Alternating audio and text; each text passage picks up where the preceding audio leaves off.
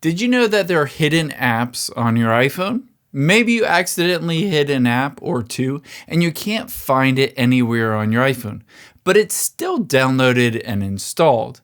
Let me show you exactly how to find it and how to unhide it if you wanted to. Now, if I press and hold on an app, you can see it pops up with some menu items. I can tap Require Face ID here, and then hide and require Face ID. And let me just use my Face ID. And just like that, I can tap Hide App. And you'll be able to see the Instagram app is now gone.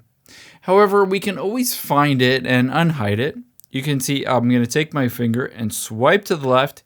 If you don't see the app library, just keep swiping to the left until you get to the app library. At the top, if you tap on search and type in Instagram, you can see it doesn't show up. However, I can access it by swiping to the bottom, and there is a hidden folder at the bottom left. Tap on it, and you'll have to use, again, your Face ID to unlock this folder. After you've done that, you'll be able to see any of the hidden apps. Press and hold on the app, and then hit Don't Require Face ID. Again, you'll have to use your Face ID to unlock this, or in my case, it's not registering that, so I will enter in the passcode.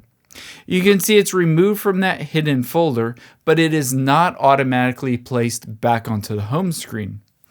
To be able to do that, you need to go to the top and search for Instagram again.